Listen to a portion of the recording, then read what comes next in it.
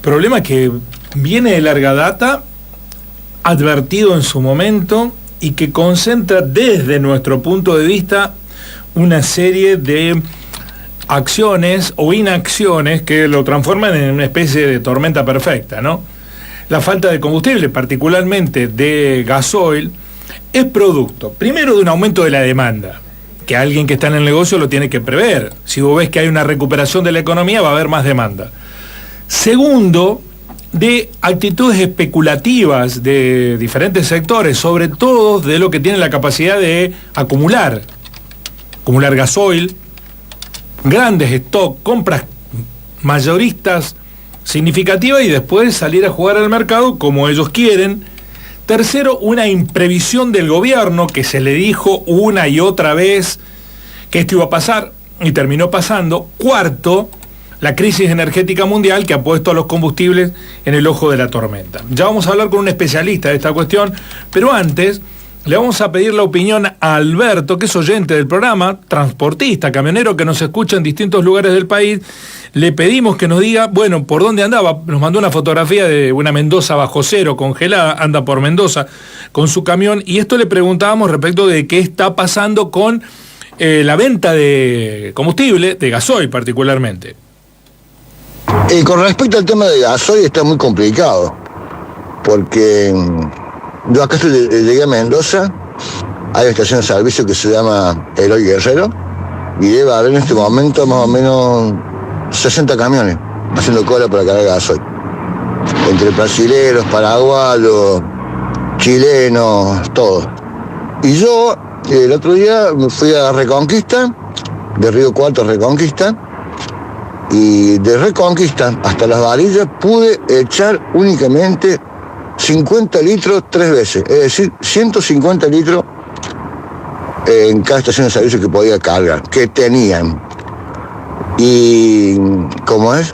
Y yo con 50 litros hago aproximadamente 140 kilómetros más o menos. Así que no es nada, para un camión no es nada. Pero es una vergüenza, realmente es una vergüenza lo que estamos viviendo en el tema de transporte.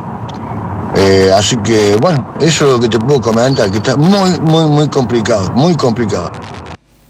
Y hay lugares que el precio del gasoil común lo tienen a 2.50, 2.60.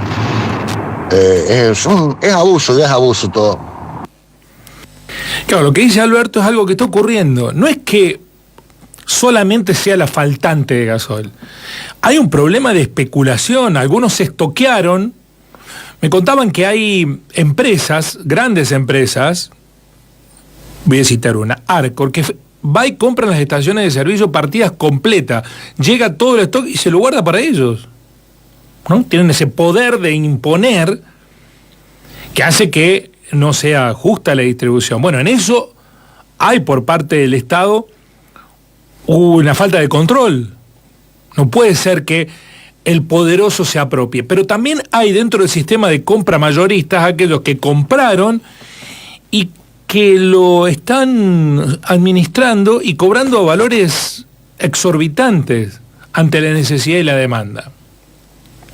Es en este contexto que lo consultamos. La entrevista va a ser emitida esta tarde a las 19:20 en Telediario Federal al director de el Observatorio de Energía, Ciencia y Tecnología, el riocuartense, el ingeniero Nicolás Malinowski, respecto de las razones de esta situación y de si va a continuar en el tiempo, y del rol de YPF, porque a mí me llama mucho la atención YPF, que cumplió 100 años, que es una petrolera de bandera, que tiene la mayoría del mercado y que presentó en su último balance en la Bolsa de Comercio números de rédito excepcional, la cantidad de plata que ha ganado. ¿Cómo no sale a intervenir en el mercado para resolver este problema?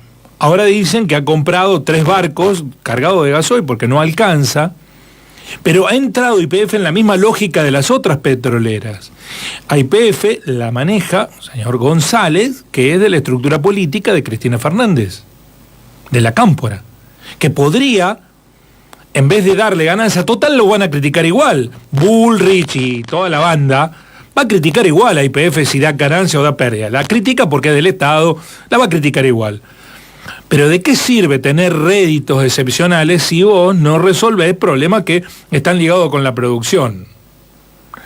Si no podría tener un rol más activo YPF en poner combustible a disposición o tener injerencia en el mercado, siendo la que de manera preeminente mayor cantidad de combustible vende. Esto nos respondía Malinowski.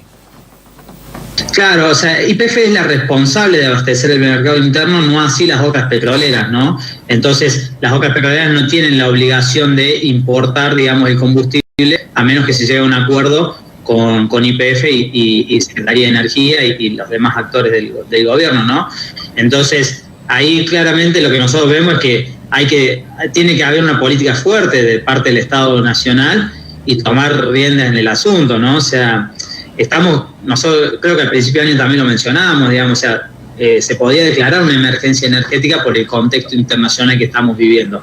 Y eso permite y le da instrumentos al Estado para justamente sortear este tipo de eventualidades que estamos viviendo. ¿Y el gobierno no ha hecho nada a este respecto? Digo, si había advertencias o señales de emergencia energética, ¿adoptó acciones o pecó de morosidad? No, viene haciendo acciones, digamos, tal vez habría que profundizar, ¿no? O sea, justamente, bueno, ahora se llegó a un acuerdo con otras petroleras como Raízen, que es Shell y demás, para que ellos también importen, digamos, combustible. Lo que pasa es que también hay una realidad, digamos, o sea, la petrolera pone una excusa de que importan a pérdida, porque o sea, el gasoil afuera está más caro que acá, digamos, para poner un ejemplo, digamos, o sea, en Brasil está un 120% más caro que en Argentina, Uruguay un 160% más caro, y bueno, en Europa creo que estaba alrededor de 2 euros, que son 250 pesos argentinos, digamos, y demás. En Estados Unidos estaba algo de $7 el galón, ¿no? Entonces, importar, digamos, a precios internacionales va a pérdida, ¿no? Pero bueno, justamente tiene que llegar a un acuerdo, porque, o sea, no nos olvidemos, en el contexto pandémico, el gobierno nacional había puesto un barril criollo, digamos, donde favorecía a las petroleras para que no se caiga esa industria, ¿no? Entonces, bueno, tiene que haber una solución de compromiso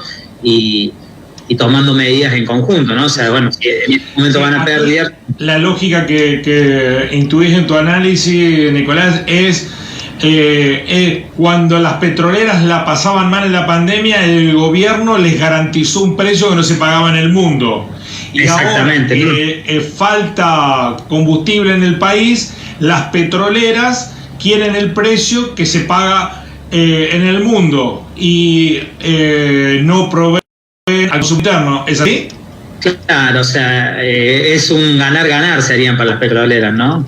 Entonces, bueno, justamente ahí es donde tiene que entrar la política pública, ¿no? Y hacer fuerza, digamos, para que abastecer, digamos, al conjunto de la población, porque esto después aparte se traduce a precios, ¿no? O sea, si hay estaciones de servicio, o sea, hoy creo que estaban solo 200 litros, me parece que podían cargar los camiones, ¿no? Y a su vez seguramente se van a encontrar con variabilidad de precios, depende de la ciudad, la zona donde carguen.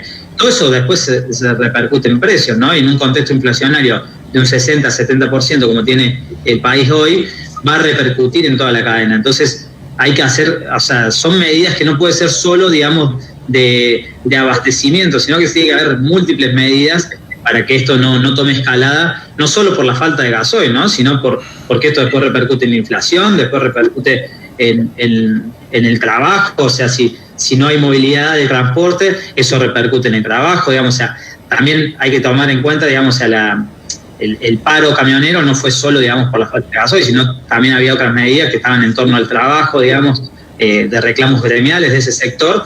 Entonces, claramente, digamos, hay que poner todas estas variables sobre la mesa, y creo que no es solo una cuestión de la Secretaría de Energía, sino hay que poner todas las empresas del Estado, energética, el Ministerio de Economía, el Ministerio de Producción, el Ministerio de Trabajo, y tratar de que eso empiece a a funcionar, digamos, en sintonía para darle un revés a este asunto, ¿no? Nicolás, en este contexto, ¿cómo es el mercado respecto de la capacidad de reacción? Si hoy no tengo gasoil, ¿cuánto tiempo puede pasar hasta tenerlo?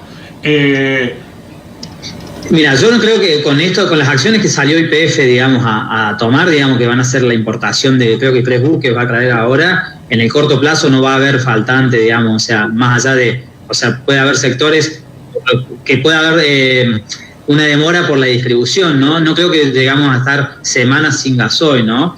Pero claramente hay una puja por cuál es el precio que se va a pagar. También eso, algunas estaciones o algunas líneas de bandera deben estar especulando con eso. Está bien. Yo veía el precio, digamos, cuando hablamos a principio de año, el precio, para que nos demos una idea de cómo impactó, digamos, el conflicto de la guerra en el precio, digamos, o sea, el euro en enero estaba a 99 pesos en Argentina y hoy está a 175 pesos, ¿no? Entonces aumentó un 75% el litro. Entonces, todo eso, digamos, y claro, y seguramente hay sectores que quieren que aumente más, ¿no? Entonces, y eso nos va a repercutir a todos en el bolsillo y a toda la economía en general, digamos. Lo dicho, aumento de la demanda, imprevisión del gobierno, especulación de algunos sectores y crisis energética de magnitud. Todo eso en la explicación de por qué falta gasoil. Hay análisis simplistas que están ligados a decir todo el tiempo, ¿y por qué el gobierno no hace nada con esto? ¿Y por qué falta el gasoil? ¿Y por qué? Bueno, pregúntense por qué, y es un poco más complejo. Es cierto que el gobierno tiene mayores responsabilidades, pero es cierto que en el medio están los especuladores, las petroleras privadas, es cierto que ha habido una demanda, es cierto también que hay sectores que compran todo lo que puede todo el tiempo, entonces les importa poco que a un pequeño productor agropecuario no le llegue el gasoil porque lo quieren para ellos. Y el gobierno tiene que ser actor de esa situación, pero si lo fuera, lo criticarían por ser actor de esa situación, ¿no? Y además, un precio del combustible que está mucho más barato en nuestro país que en otros lugares.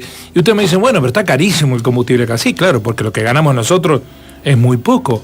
Pero ¿por qué se cruzaban de Brasil a comprar en la Argentina? ¿Por qué se cruzaban de Chile a comprar en la Argentina? Porque está mucho más barato el combustible que lo que cuesta en Brasil. Y lean, miren un poco, sáquense la anteojera que le ponen los dueños de los medios. En Ecuador hay una revolución social por el aumento del combustible. Porque un gobierno de derecha, ¿qué hizo? Bueno, el problema del combustible se lo sacó de encima y se lo trasladó a la gente. Eso está ocurriendo en todos lados.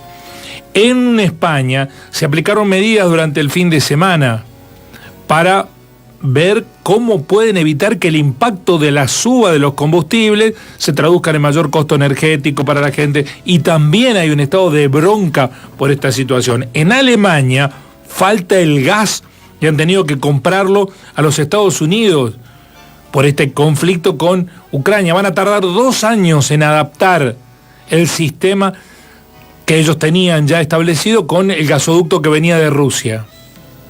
Está pasando en el mundo. Pero si se quiere leer descontextualizadamente, se puede hacerlo. Los títeres del poder lo están haciendo. Entonces explican a mitad las cosas. Y porque hay una intencionalidad. No quieren informar la verdad. Lo que quieren es quedar bien con los mandantes. Así son las